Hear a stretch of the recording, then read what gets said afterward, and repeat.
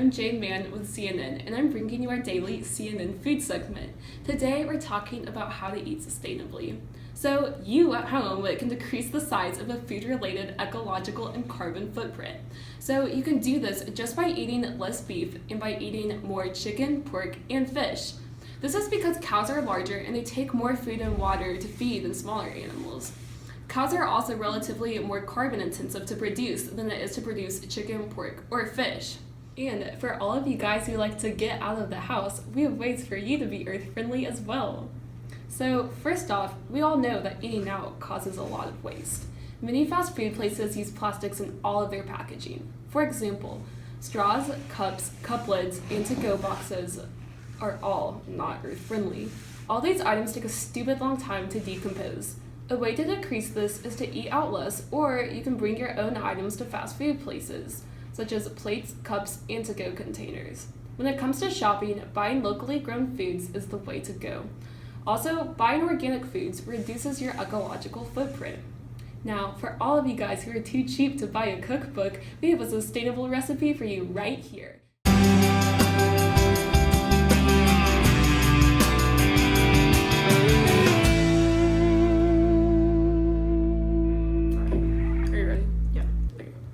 Now for the GMO debate. Numerous health problems increased after GMOs were introduced in 1996. The percentage of Americans with 3 or more chronic illnesses jumped from 7% to 13% in just 9 years. Genetic engineering can also create dangerous side effects. By mixing genes from totally unrelated species, genetic engineering makes unpredictable side effects. Also, the very process of creating a GM plant can result in massive collateral damage that produces new toxins, allergens, carcinogens, and nutritional deficiencies. But a lot of people ask, is organic really better? Well, we're here to tell you that although organic food may be more costly, it's definitely worth it.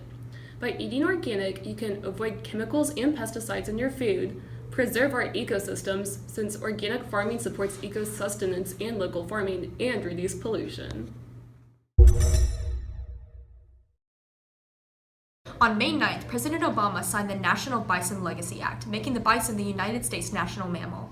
In honor of this historical event, we are going to be interviewing Teddy Roosevelt, the man who founded the American Bison Society in 1905. There were only a few hundred bison nationwide before this society was established, but due to its efforts, there are now over 500,000 bison in North America alone. What are a few specific ways you helped make an impact on the environment? I helped create the United States Forest Service in 1905, the National Park Service in 1916, the American Bison Society in 1905, and the Square Deal in 1906. Overall, I recognize the right and duty of this generation to develop and use the natural resources of our land, but I do not recognize the right to waste them or to rob by wasteful use the generations that come after us.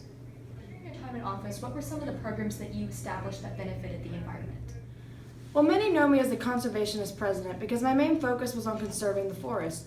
I helped establish 230 million acres of public land. 150 million of those acres were set aside as national forests. I wanted to ensure that landmarks such as the Grand Canyon were protected forever. That is one of the main reasons I helped create national parks and forests. Thanks, Teddy. This was a CNN exclusive interview, and I'm Megan Kelly.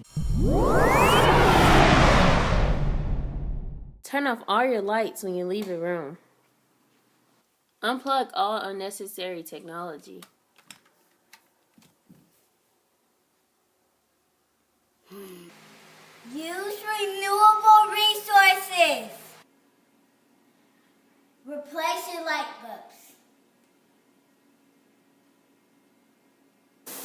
Take shorter showers. Hurry up in there.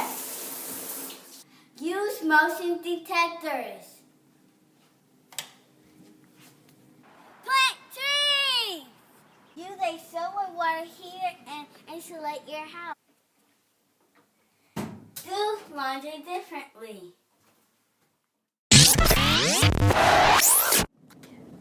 Hello everybody, welcome to the news, and today I'll be talking to you about the 4 types of environmental pollution, which are air, land, freshwater, and marine pollution.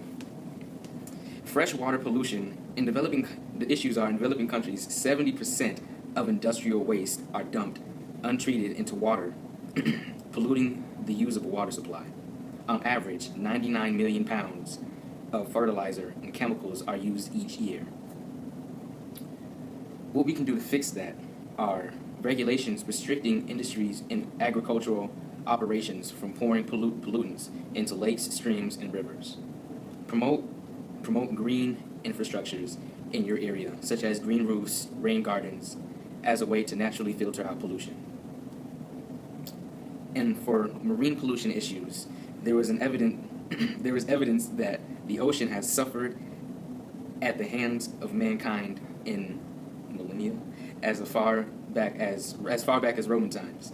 Solid waste like bags and other items dumped into the ocean from land or by ship at sea are frequently consumed, with often fatal effects, by marine mammals, fish, and birds, often mistaken for food. The solutions in which we can use to prevent this stuff is most of these basic tenements. They apply to protecting the ocean.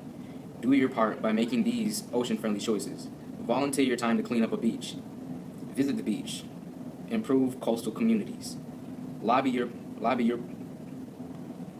politicans on environmental issues. Donate to organizations that protect the ocean. And another issue is air pollution.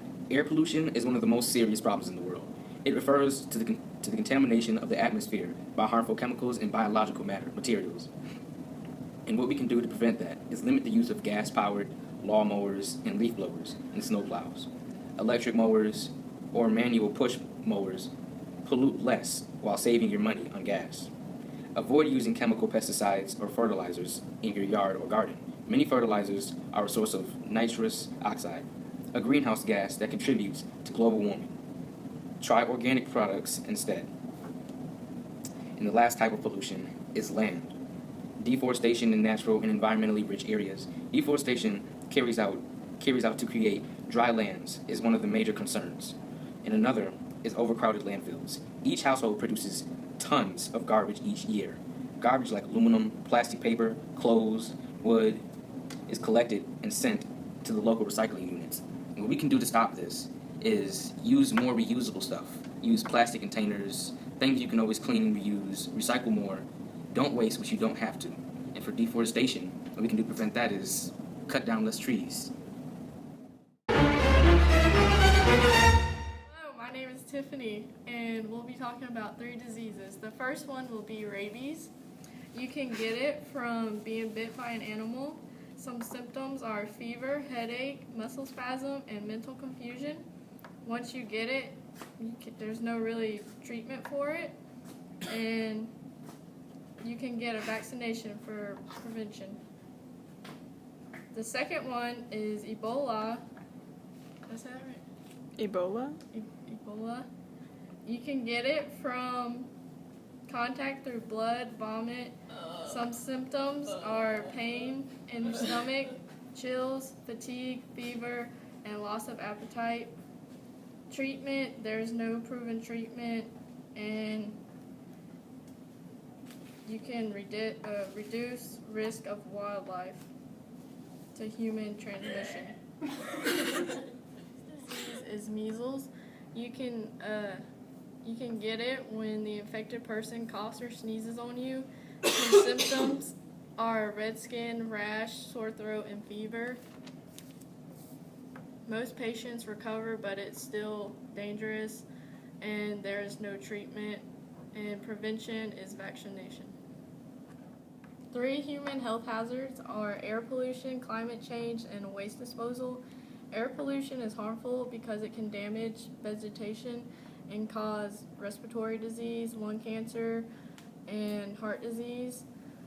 Some ways to be safe are wear a mask, conserve energy, and limit driving. Climate change is harmful because it kills many animals and their habitats and rises sea levels. Some ways to be safe are reduce car emissions, reduce energy, and reduce, reuse, and recycle. Waste disposal is harmful because it creates air pollution, surface water contamination, and soil contamination. Some ways to be safe are reduce, reuse, and recycle, and compost.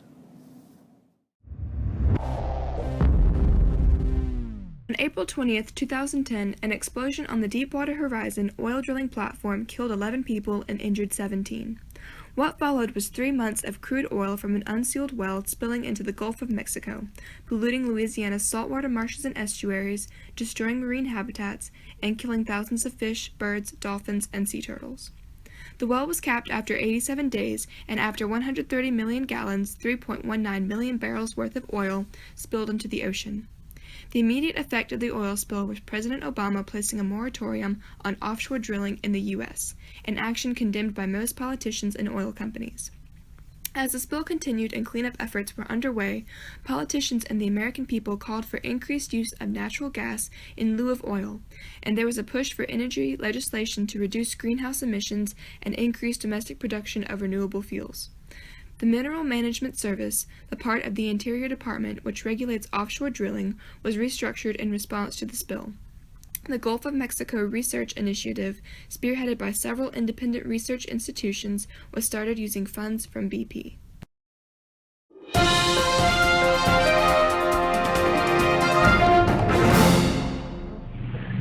Hi, I'm Jane Mann with CNN. I'm sure you viewers at home have heard of the new infectious disease that has been raising global concerns. I'm here today with Commander Lawson, who works closely with the U.S. Public Health Service. Okay, so Commander Lawson, why exactly is Zika a concern? Well, the Zika virus is a concern primarily because of the way it spread and the fact that there's just so much that we don't really know about it yet. It's one of the viral hemorrhagic fevers, so it presents very much like dengue or West Nile virus, but there's a lot of problems that are associated with it, especially for pregnant mothers in the prenatal phase. So we do know now that Zika virus does cause microcephaly in babies, which is a malformation of the brain during the development phases. The pictures that you've seen that are so alarming and result in a shortened lifespan and many medical costs associated with that baby that's born that way. So it's quite alarming that we know that there's a direct link there. But there's still a lot we don't know about the Zika virus. There are other things that we're studying that it could be linked to as well, such as autoimmune diseases and other types of things that we're studying right now. But the sheer fact that how it's spread by mosquitoes, many of the southern United States will obviously be affected by this, and it's already been quite an epidemic in South and Central America, as well as the territories of Puerto Rico and the Virgin Islands, and in the Pacific Islands as well, where I was deployed recently. Epidemic. Well, for starters, any kind of response has to be funded, and just as we saw with the Ebola epidemic, if we hadn't had availability of funds to be able to combat that deadly disease, then we feel that the Ebola epidemic in West Africa could have very easily spread and become a worldwide pandemic that would have had a much costlier impact than the funds that we contributed to it. So while it is obviously unfortunate that Zika would occur on the heels of Ebola where that funding occurred, it is absolutely critical that Congress would fund this response in the amount that CDC and the other science partners and community have requested, so that whether it's the work that we're doing internationally or the work domestic as we prepare to be able to respond, that we do not have those obstacles and hindrances from lack of funding that would be able to really cause us to falter at a time where time is really of the essence to get out in front of this. If we wait until it's too late, then even though the funding may come when the public's opinion really sharpens around what's going on with this disease, but at that point, if we wait till that point, it could have a obviously adverse impact on our ability to contain or reduce the affected population. So, I'm aware that recently you traveled to the U.S. territory America Samoa, where you were working for about a month to curb the spread of the virus over there. What actions did you take in trying to prevent the spread of Zika? Sure. So my deployment was part of the Centers for Disease Control's response to this virus, and it's sort of a multi-pronged attack at trying to mitigate and prevent the spread of the disease. A big portion of what I was playing dealt with vector control.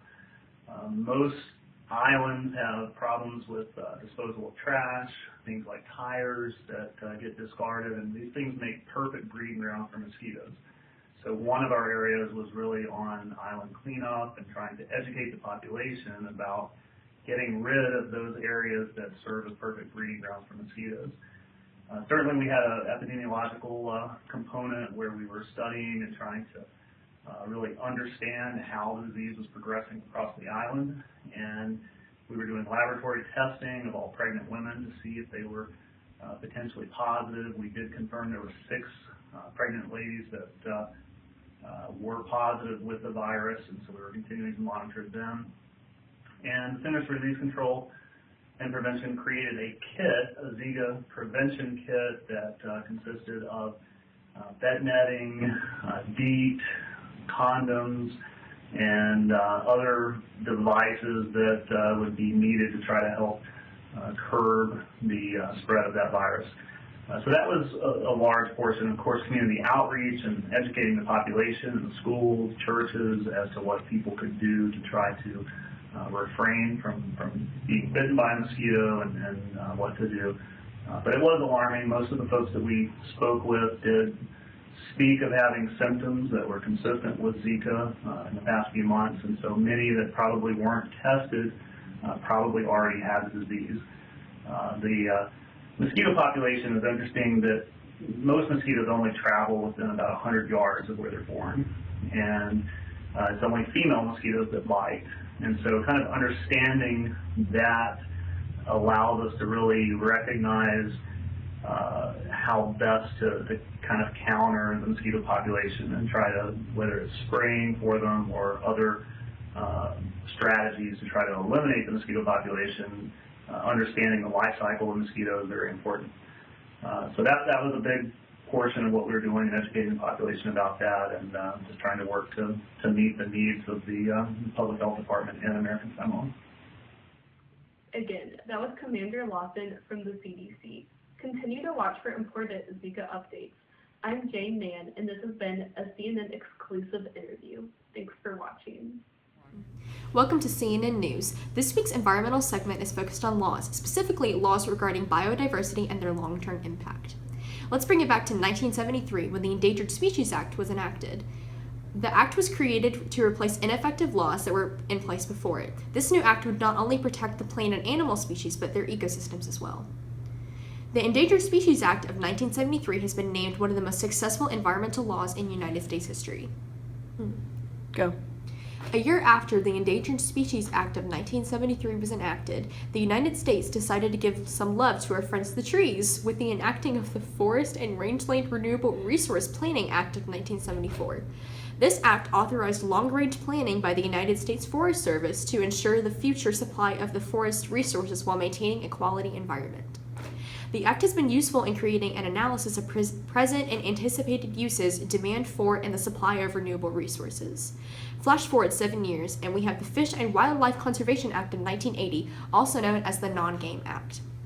The act was created to support the state's efforts to protect 83% of fish and wildlife that were neglected under prior law. The Fish and Wildlife Conservation Act has authorized a large amount of non-game research and planning at the federal level. Its funding mechanism is still in place to this day.